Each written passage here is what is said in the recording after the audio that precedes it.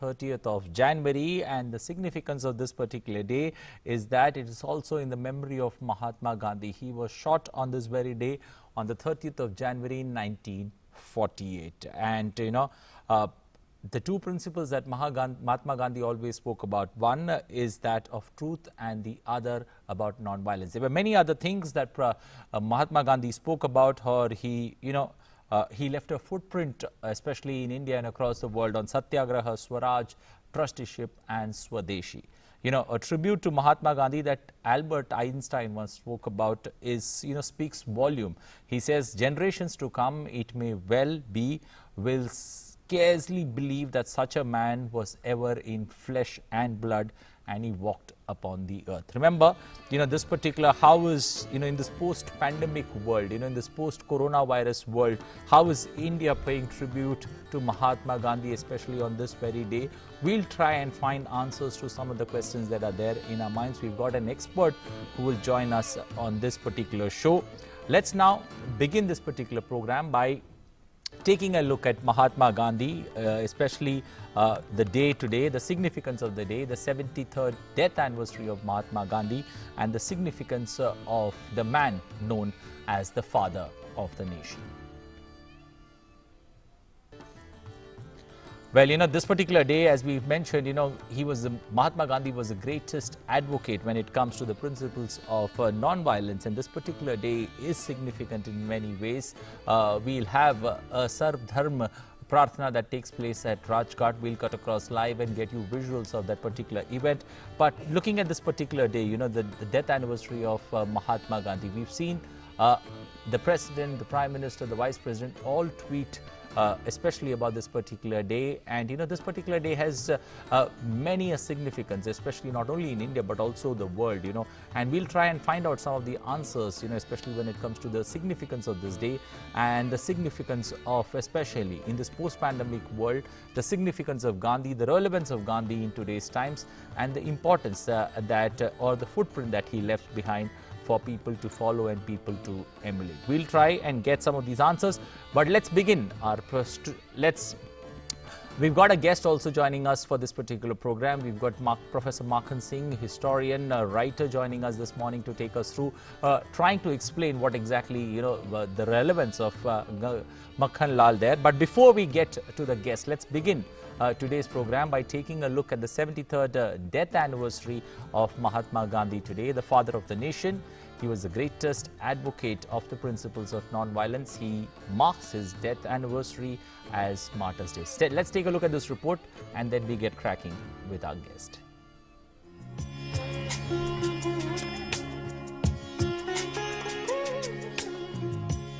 Mohandas Karamchand Gandhi, fondly remembered as Bapu, was an exemplary leader and an inspiration for many people all across the globe. Born on 2nd October 1869 at Porbandar in Gujarat, he led India to freedom from the oppressive British colonial rule. He followed the principles of ahimsa or non-violence and truth. Gandhiji was a leader who gave a message to people: be the change you wish to see in the world. He was a very simple man with an enigmatic personality.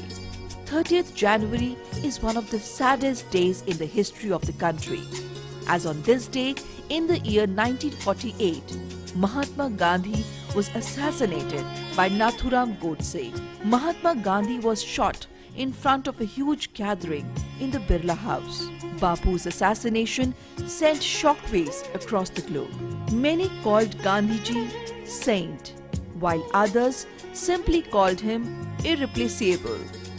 The influence of Mahatma Gandhi was seen in European physicist Albert Einstein, who called Bapu a role model for future generations. Einstein also credited Gandhiji with having created a new and humane means for the liberation war of a country that was oppressed. Martyrs' Day is also observed on 30th January to mark the death anniversary of Mahatma Gandhi. The day honors soldiers who laid down their lives for the freedom, welfare and progress of India. Bureau Report, DD India.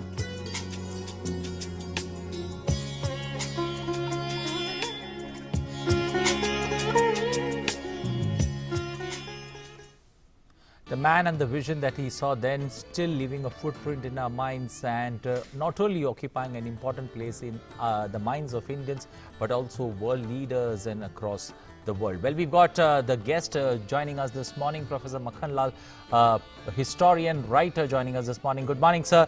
So the relevance, especially of Mahatma Gandhi, one talks about, especially in this post-COVID times, when we're looking at recovery, the significance of Gandhi and his teachings. Talk about COVID, one of the greatest things that has been is Gandhiji's idea, caring and sharing. Remember that when it came to caring, he always thought of the poorest of poor, weakest of weak, and even those who were terminally ill. COVID provided an opportunity for people to share their grief, their problems, their health, and caring in every way, because people lost their jobs, people lost the opportunity of earning, many did not have even the livelihood. And that is where Gandhiji's these two words, care and share, came in a big way, that whatever I have, I will share with those who don't have. I will care if there is nobody else to you to care for you. And in post-COVID, there was a thing that's rejuvenation of the social concern for others. Gandhiji always said that governments are not there to rule. Governments are trustees of the people. They have to have the trust of the people. They have to serve the people the way trust serves. And government came definitely very, very positive manner. It succeeded in creating an atmosphere, a feeling and a trust among the people that we need to care and share, and the government is all the way through abandoning everything for the caring of the people. Professor Lal, when you look at Gandhiji, the famous line that Gandhiji always spoke about, simple living, high thinking. Do you see that prevalent in today's times, especially when it comes to world leaders, when they deliberate on major issues? Well, I mean, less said better it is, but there is one good thing about it, that whether people, leaders care or don't care, people care. And look at 3-4 things which Gandhiji had lived for. Care for the last man in the queue, the man who is standing far away from all the things, he needs to be taken care. He also exists for us. Number 2, need to exploit the nature only to the extent you need it for your survival. Don't exploit it for your wealth. Don't exploit it. And now all these things you will see are coming back. He said, care for the nature, because if nature gets destroyed, your existence will get destroyed. Now one of the biggest concern of UNO is there how to save the nature, and you are seeing that last 30 years. Conferences after conferences, conclaves after conclaves, all are there discussing how to save the nature, how to get rid of black hole, how to get rid of these kind of problems we have created for the nature.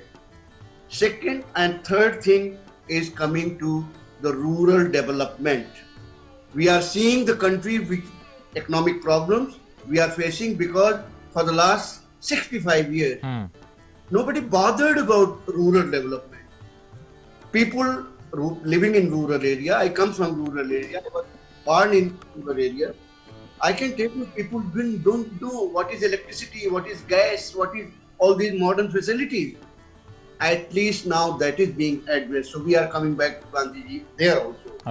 Then Gandhiji talked about ahimsa. All the problems can be solved with the talking it and adopting the means of non-violence. Entire world has seen for the last 200 years, 300 years, I'm not going back into medieval period, that after the war you have sat down on the table to talk. So if Gandhiji is there, he will laugh at it. If you have to sit down and talk after the war, you can do it before the war also. There was no need for war, there is no need for killing people. So ahimsa is one of the things. And last thing I would like to point out about Gandhi's relevance in today. Gandhiji gave empowerment for women during an era even Europe so educated could not think of. Think of it when America gave the right for this voting right, when England gave, and when India involved women, not just sharing the household thing, but the freedom struggle. Take participation, make your participation visible and felt at the national level in the nation building. Okay. All these things we are seeing, they have become more and more and more relevant day by day. And the reason for all this success and long living? Okay. All these things are deeply rooted in Indian culture and civilizational thoughts. And Gandhiji never disconnected himself, because when he talked of Ahimsa, he will talk about Buddha, he will talk about Mahavir, and at the same time he will talk about Gita. Okay. Also, Professor Lal, when you look at, Mahatma Gandhi also spoke about Sarvodaya, upliftment of all or progress for all. Do you somewhere feel in this post-pandemic world, at least in terms of Gandhiji's principles, we seem to be carrying that forward, where world over, countries are becoming selfish when it comes to vaccines. India is opening its arms, helping almost 8 countries get the vaccines and help the people in that country get inoculated. So we are looking at progress for all, and this particular teachings of Gandhiji being taken forward, especially by the government. Yeah. Definitely. When I said the first point Gandhiji was saying, care for the last man in the queue, that was Sarvodaya. Sabka Uday hona chahiye. और पहली बार आपने इस देश में नारा सुना, सबका विकास, सबका विश्वास, सबका साथ.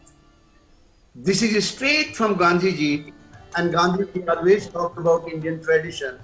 Nobody should sleep empty stomach. Rigved says that how can you sleep if your neighbor is hungry? Think of it, that tradition. And it's good that Gandhiji reminded that in 20th century that look, sabka vikas hona chahiye. Bilkul. Everyone should have the means of livelihood. Everyone should share what nature has given. Okay. Nature has not given somebody from her side. Okay. You are appropriating it. Nature has given everybody equally, and that is what Gandhiji said, that each and everyone should have equal share in nation's wealth. Okay, Professor Lal, we'll continue discussing that. Let's now take a look at what the President, the Vice President and the Prime Minister tweeted, especially on this particular day on behalf.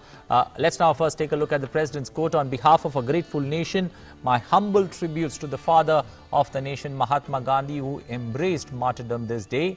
We should adhere to his ideals of peace, non-violence, simplicity, purity and means and humility. Let us resolve to follow his path of truth and love. Well, we're getting you live visuals there from Rajghat. At this point of time, you see the Defence Minister of India, the Union Defence Minister of India, Rajnath Singh, arriving at Rajghat to pay his respects to the father of the nation.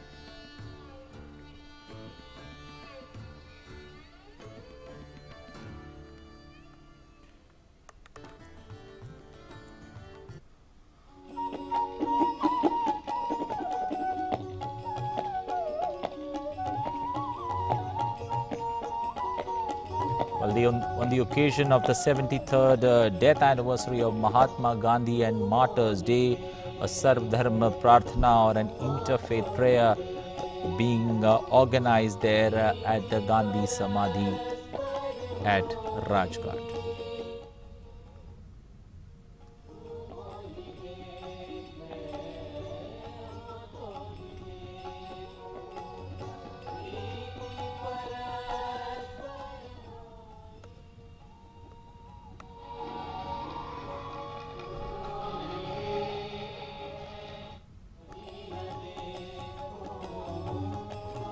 Well, January 30th, Martyrs Day or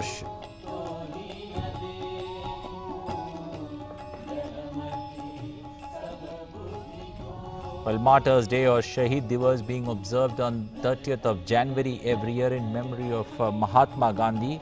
On 30th of January 1948, Mahatma Gandhi, the father of the nation, was assassinated during his evening prayers.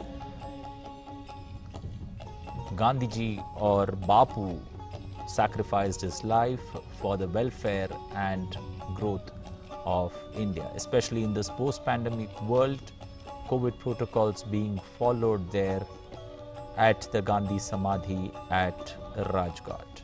Every year on this particular day, the President, the Vice President, the Prime Minister and the Defence Minister, come to Rajghat to pay tributes to the martyrs.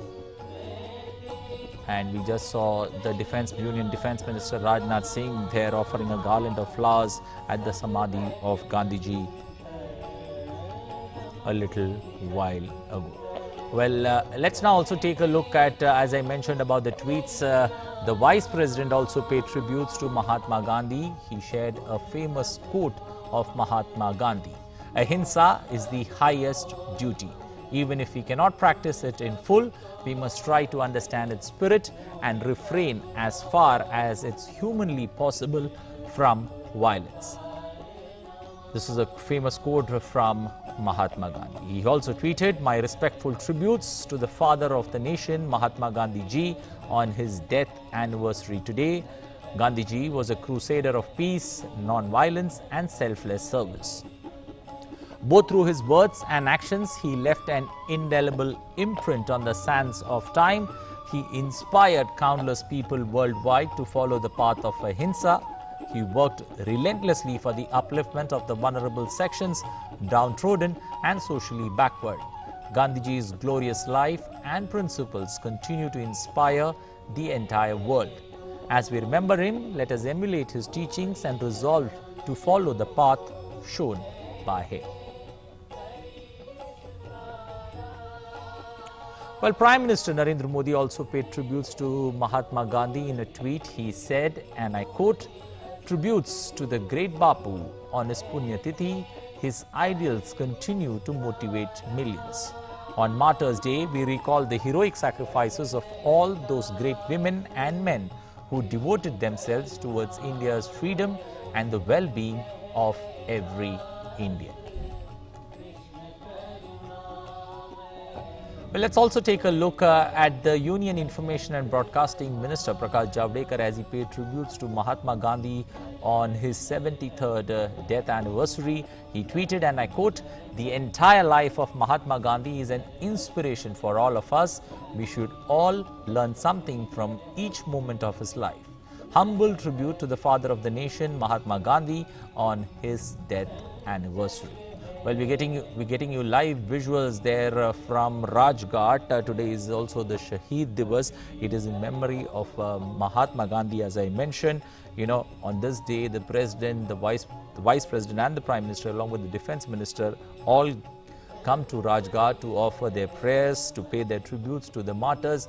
We'll come back to those visuals as the Prime Minister and the President, come to Rajghat. But let's once again, float back to our guest there, who's there with us, Professor Makhan Lal with us. Sir, looking at especially in this post-pandemic times, we were talking about the help that India has given to the world. So truly the principles of Gandhiji clearly being followed there, especially when it comes to caring for all and taking care of the rest of the world along with taking care of ourselves, which we don't see prevalent, especially in this vaccine age. We don't see that prevalent anywhere else in the world. Precisely, because when Gandhiji talked about caring and sharing, so India succeeded in producing the vaccine much earlier than most of the nation.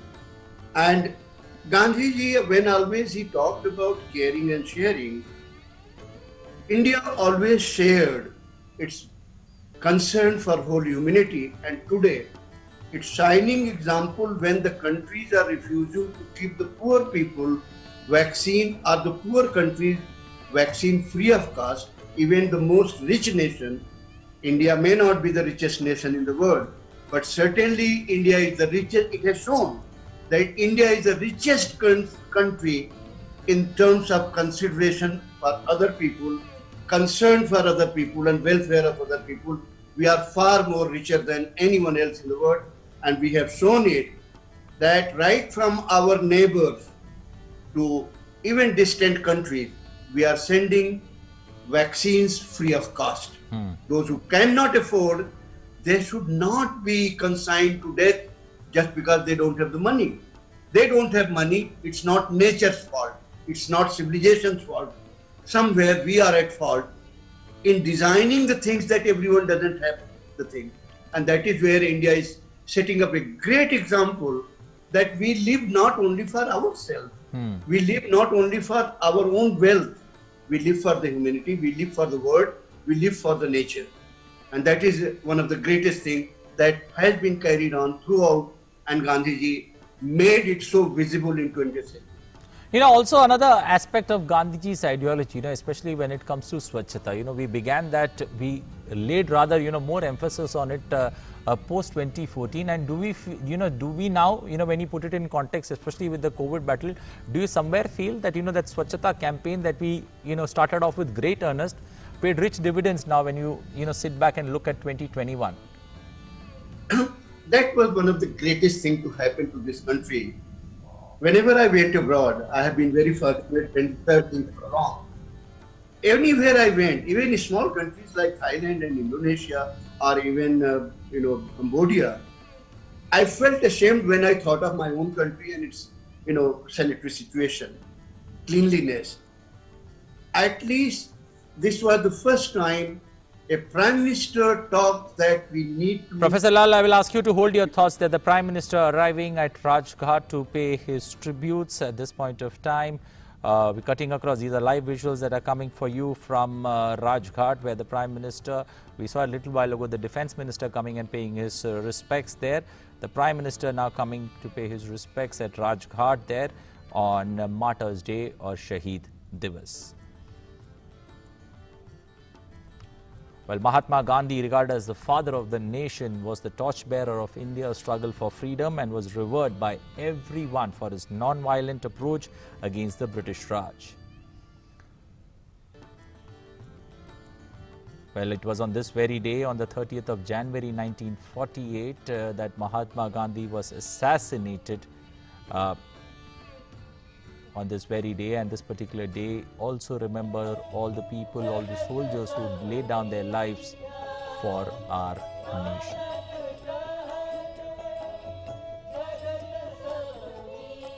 In the struggle for India's freedom. The Prime Minister Narendra Modi arriving there at Rajghat to pay his respects, floral respects at Gandhiji's Samadhi, Rajghat.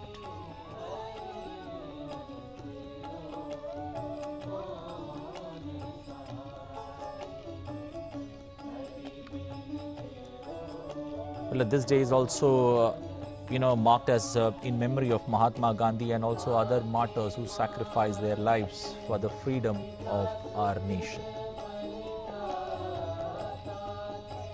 The Prime Minister offering floral tributes at Mahatma Gandhi's Samadhi at Rajghat there.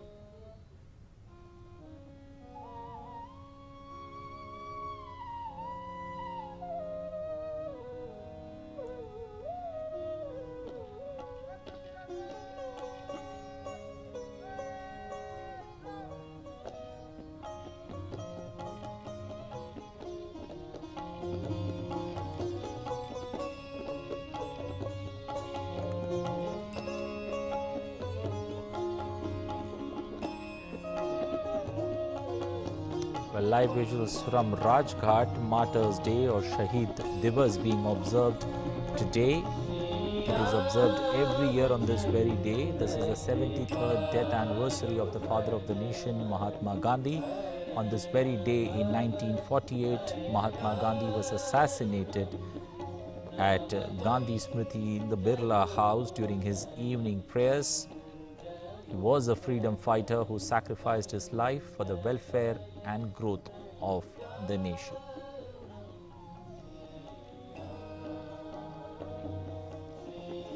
Every year on this day, the President, the Prime Minister and the Defence Minister get together at Rajghat along with the Vice President and pay tributes to the martyrs. A garland of flowers are offered to the Samadhi of Gandhiji, and a silent prayer of 2 minutes being observed in the memory of Bapu and other martyrs who sacrificed their lives for the freedom of the nation. Well, we see the Vice President M. Venkaiah Naidu arriving at Rajghat to now pay his respects to the father of the nation.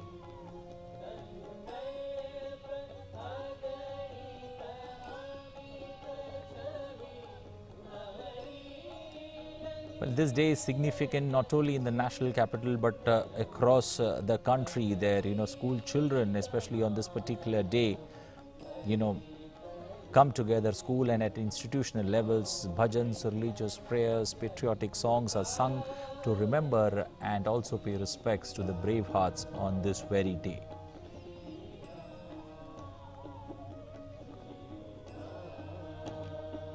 Also, every state and union territory in India observed 2 minutes of silence at around 11 a.m. on this very day to honor the martyrs who fought bravely for India's freedom struggle.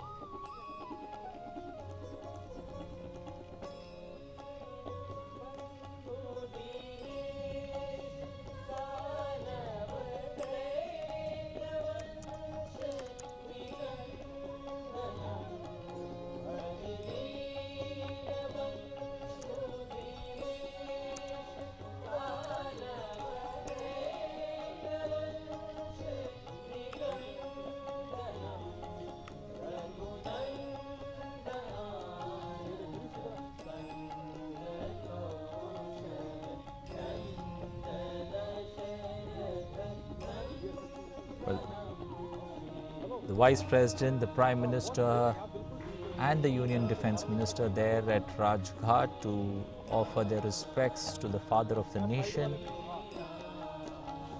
And we will be expecting the President to arrive in a short while from now. And the President Ramnath Kovind arriving at Rajghat to pay his floral tributes to the father of the nation.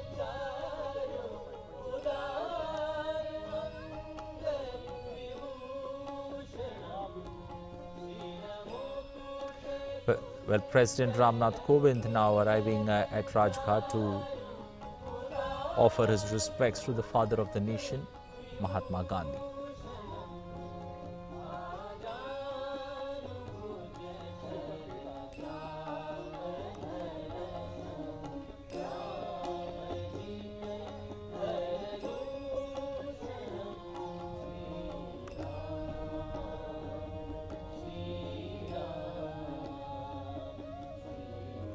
Well, on this very day, the President, the Vice President, the Prime Minister, the Defence Ministers and the Service Chiefs pay homage to Mahatma Gandhi at Rajghat. Well, a salute is also given by the Armed Forces personnel and inter-service contingent to pay respect to the Indian soldiers who died to protect our country.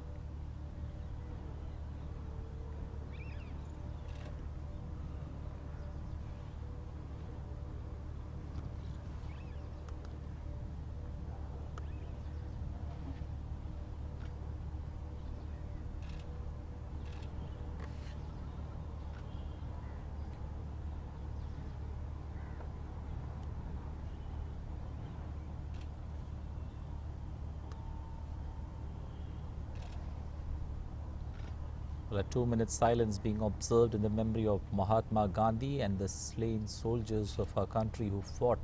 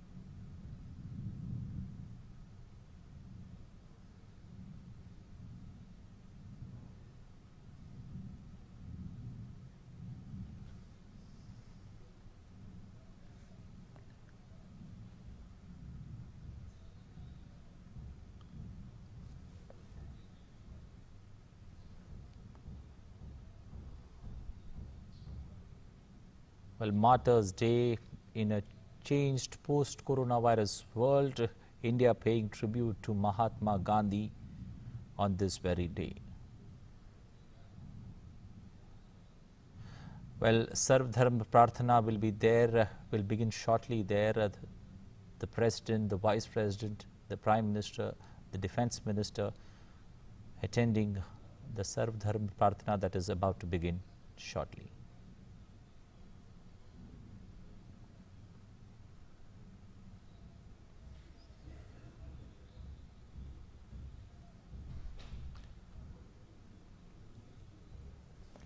Paying tributes to Bapu on his Punyatithi, Prime Minister Narendra Modi recalled the heroic sacrifices of all the great women and men who devoted themselves towards India's freedom. President Ramnath Kovind urged Indians to adhere to Mahatma Gandhi's ideals of peace, non-violence, simplicity, purity of means and humility.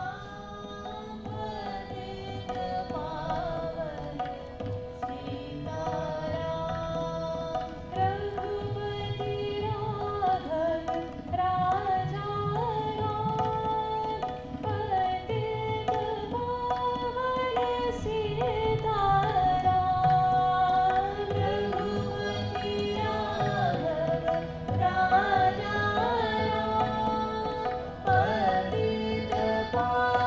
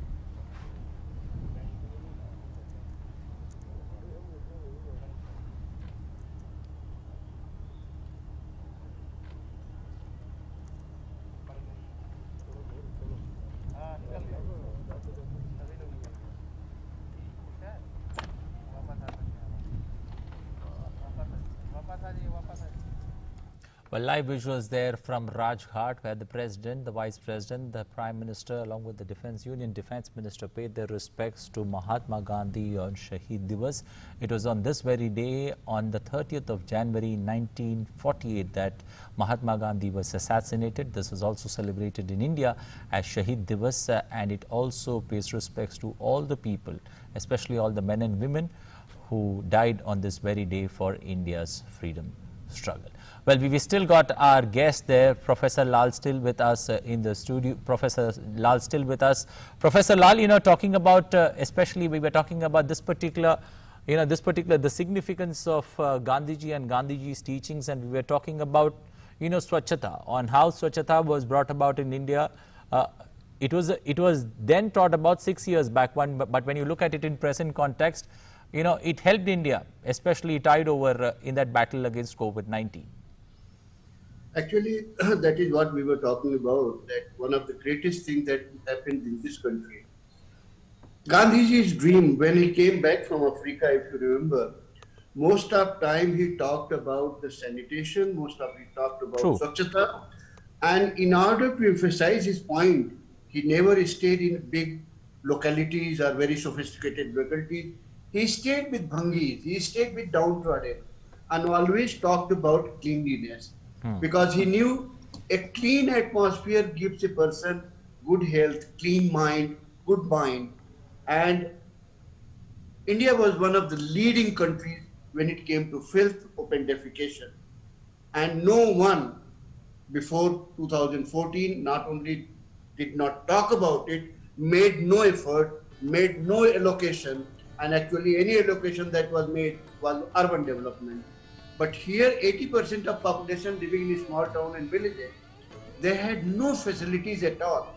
In 6 years, I remember in 2014 when he talked about Swachhata Abhiyan, talked about Gandhi, and he said that 150 years will be there soon. And in 5 years, he achieved which nobody could dream of. And it has paid dividends. Look at the way India fared on the map of COVID effect. India has been the largest population beside China and least affected when you compare it with America, when you compare it with Europe, you compare it with any other country. So there are two things I think. The people's concern, caring and sharing, that goes to the tradition of India, emphasized by Gandhiji, and cleanliness. Okay. Personal hygiene was always very high, but when it came to social hygiene, which came to natural hygiene, we were very poor. Thanks to this government, thanks to the present Prime Minister, Mr. Modi, making us conscious that personal hygiene may be important, but even of greater importance is the social and natural hygiene. Okay. Also when it talk about in today's times, we are all talking about, great stress being laid on vocal for local, is it taking forward Gandhiji's principles of Swadeshi forward? Perfect. Look at when Gandhiji, vocal for local was talking about, he took one symbol that was charkha. And he became so vocal about this local charkha that even in Manchester, which was the surviving on Indian cotton, he talked about charkha and its impact and Manchester, skill of Manchester Mill. Workers there, having lost all their jobs, did not complain to Gandhiji. He said that's the right way to do. Gandhiji always talked for not just charkha, not for local. Each one should have job, skill to contribute to the nation's wealth. Nation's wealth in Gandhiji's eyes did not come only from GDP and big factories, it came from each individual living in remote space. Also, Professor Lal, when you look at, the Gandhiji's ideology, even today's times, especially when you look at civil services, his ideology seems to be, the basic parameter on which the entire civil services or, of truth being there and, revolving around it, the entire civil services system. Entire civil service, Gandhiji's idea was not to rule. Okay. To rule was the British concept. But when it comes to free India, Gandhiji's idea and natural justice is that you should serve the people. People are there, you serve the people you take care of their need, solve their problems. You rule on others. Always remember, you rule on others. But now you are yourself managing whole affair, and therefore bureaucracy has to learn this, that you are there to felicitate the people's life, their living and their problems, solve their problems. And Gandhiji, that is where he all the time talked in everything, trusteeship. A bureaucracy should think that they are trustees of some of this nation, and trustees' job is to run the trust properly. And that is where Gandhiji's relevance will come for bureaucrats, that they must see themselves as trustees, as the servant of the people, and they are not here to rule the people, but they are here to solve the problems. Okay. Professor Lal, when you look about sustainable environment, Gandhiji's famous line, earth has enough for human needs, but not for human greed. This particular line today looks very much, said then, but looks today very relevant, especially when nature is hit back at us with COVID-19 and, sustainable living very important, and sustainable, sustainable living, way of living, the very need of this particular hour. See, Gandhiji, taking the cue right from Rigved to Atharvaved mantra, how you have to live with nature. When he said that nature has really everything to fulfill your need, but it cannot fulfill the greed of even one person, because greed is unlimited, needs are limited. And therefore, whenever there is over-exploitation of nature, Gandhiji was very well aware of it, nature hits back. Nature had its own phenomenon, what you call eco-atmosphere, ecosphere. Nature has its own way of balancing itself. When you start disbalancing the nature, nature hits back on its own. And I know I have made a study of the population development over 3,000 years. And I can say that whenever there has been overgrowth of population, disbalancing nature beyond a point, nature has always hit back. And that is where COVID is the latest pandemic. And we know from historical phenomena, at least for last 3,000 years I have compiled, that there has been any number of pandemics whenever there has been disbalance between man and nature. And therefore, it's very important that a balance should remain. Otherwise, I'm worried whether human race will survive or it will become part of the hundreds of thousands of extinct things. Okay. Especially in today's times when we are seeing a degradation of values, how does, Gandhism or the principles of Gandhi hold true, especially when you look at, what's happening in India and also across the world? Going down the values, Gandhiji was very clear that values can be retained, can be part of life if you are into what you call Bunyadi Talim. Your education has to be part of your cultural process. And can you believe that Gandhiji was talking this in early part of 20th century, and in late 80s finally UNO comes up with a sentence, education has to be rooted to culture, committed to progress. Gandhiji was exactly saying this in Bunyadi Talim, that please have your education rooted into cultural ethos and civilizational ethos, but be committed to progress, be committed to science. And that is why on one hand, if Gandhiji was having charkha in his hand, other side you must have seen the very famous photograph, Gandhiji looking into microscope. And values cannot come only from education alone. Values are part of the cultural ethos and they are part of big tradition. And therefore Gandhiji always emphasized that tradition has to be carried forward. And if you recall, when there were no means of spread of values, home was the greatest value house. Grandmothers were teaching stories from the Ramayana, from Mahabharata, from great characters, and that is how tradition went on. And that is where Gandhiji said that women's education is very important because they are the greatest influence on a child, and child is the future of the nation. And that is why if you read Gandhiji's autobiography, he talks most fondly about his mother. Okay, when you look at in today's, in today's times, where we have a materialistic, where we're heading more towards, consumerist kind of survival, mood of survival. How do you see Gandhi's teachings, especially for those people and those countries, that seem to follow, or rather, most of the world seems to follow that particular line of thought? You see, that particular line of thought has to change for one very simple reason. Okay. Now, when we talk about the nature, there is all this talk going on that nature is today disbalanced, and developed countries are saying that the rest of the people who have not developed, they should not develop because nature is getting disturbed. Developed countries have contributed enough for the destruction of nature and created enough wealth. If they want that nature should not be further damaged, Okay.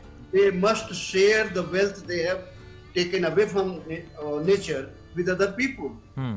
It cannot happen that you exploit the nature, you milk the nature, and you become rich, and then other people, when they want, you say that no, don't do it because nature will get disturbed.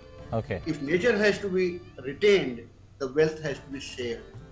It cannot be just concentrated in few countries among the few people, and rest of people should start. And that is your question, that those countries which have been left behind in the so-called parameters of the development, if the developed countries want to retain the nature, they must share their burden of distributing and taking care of those who are deprived. Just like, Gandhiji was from India, even Buddhism was from India, but both these things today are revered world over. Gandhiji's thoughts along with Buddhism. What do you feel? What is that interconnectivity? I'm very happy that you raised this question, because I was thinking that I'll bring it sometime. If you read Jatakas, if you read, various other texts of Buddhism, Okay. Buddha says that I am not founding anything new. Okay. I am restating what has been spoken in Upanishads, what has been spoken in great Indian tradition. And that is why, if you see Buddha's life, and Radhakrishnan wrote in 1962, it was published, and also the greatest Buddhist scholar wrote that Buddha lived all his life as a Hindu and died as a Hindu and was cremated as Hindu. Buddha never said. All he said that I am restating what has been already said, but in different terms, taking it to the people. Upanishad was a matter of great concern for learned, but Gandhi just said that I am taking Upanishad message to people. And after Buddha, it is Gandhi who restated Ahimsa, Satya, what Buddha was saying, exactly in the same tradition, but restated what Buddha restated in 6th century BC in his own time, in his own terms. Gandhi did the same. And why Gandhi is today constantly becoming more and more relevant? Because Gandhi remains very deeply rooted into the cultural and civilization ethos of India. You see, even if Gandhiji is forgotten by the government, Gandhiji will never will be forgotten from the memory of the people, because he is part of that great tradition, cultural tradition, which people live every day. That's the relevance of Gandhi, and that's deep-rooted cultural root of cultural belongings of Gandhi. Well, also, Professor Bilal, also when it comes to today's times, there seems to be, some kind of a feeling where, people, do you somewhere feel that, Gandhiji's thoughts about learning to accept opinions and ideas that don't match your own, that needs to be followed today, especially in the world order? See, Gandhiji always believed into dialogue, into discussion, and bringing out the best. He never said that I am always right. Okay. He always said that we can always discuss, we can find out a midway. And when he was talking about Ahimsa, and I mentioned right in the beginning, that respecting others' opinion is equally important even if you don't accept it. Respecting, I'm using the word, respecting others' opinion True. is equally important. And Gandhiji always said one thing: freedom is perfectly fine, but your freedom should not become a problem to others, because others have equal freedom. And therefore, when you exercise your freedom, your right, your opinion, please be careful that it doesn't trample on others. And that is why when Gandhiji disagreed in the movement, at the time of movement, at the time of thing, when he disagreed with leader, he had never said that accept my idea. He never imposed his ideas on Congress, and in 1934, when he left Congress as a member, he never became. Probably very few people today know that in 1934, Gandhiji left Congress on the difference of opinion, and famous word, मैं तो कांग्रेस का 54 member भी नहीं हूँ. At that time, it was 4 annus membership fee. Gandhiji always said, I don't agree with you, but I'm not going to impose my view on you. If you want to follow me, or else I am walking alone. That was Gandhiji's way, meaning thereby, I am not going to impose my view if you don't agree with me. But at the same time, if I don't accept your view, doesn't mean that I need to follow. That is what is called mutual respect. That is what is called mutual respect for discussion and finding a solution. Well, mutual respect for discussion and dialogue, very important in today's times. But now, we are in this age of social media where we've got so many, social networks that one falls back on. Do you somewhere feel that, the politics of falsehood, that's been the narrative that's been spread especially? And how do you, especially how do you take Gandhi's teachings forward, especially to crush this politics of, falsehood or narratives that are built in this nation? You see, in all times to come and all times back, falsehood was always there in historical phenomenon. When there were no newspaper, falsehood is spread through word of mouth. When newspaper came, you know that many times in newspaper, false stories are published. It's very famous. Earlier there was thought that only correct news and true is on the sports news, but nowadays that is also fixed. So all the time this is spread. Today it's called social media. Before, when we were student, we were child, there was no social media of electronic media, but pamphlets were published, distributed all around. What happens is, all the time, even today, I will give an example, that all the falsehood gets exposed very fast. True. Very fast, because the way it spreads very fast because of social media, it gets exposed also. I'll give you an example of that. There was a spread of rumor that on Gazipur border, a tractor driver was shot by police. Exactly. He got killed. But look at, within minutes, visual came down proving that all those who were talking are falsehood. They are spreading rumor and disturbance, creating disturbance. Fact is this. So I am very positive that for any technology which is used for bad thing, the very same technology becomes a weapon to kill that bad. Okay, so clearly the teachings of Gandhiji, turning to be much prophetic, especially as we head into a new decade, as we begin 2021. Thank you and appreciate your joining us this morning, giving us an insight on Gandhiji's teachings and the ideologies that he took forward, especially for New India. Well, that's all we have time for in this special broadcast of Martyrs' Day or Shaheed Divas. Thanks for watching. Take good care of yourself. Bye-bye.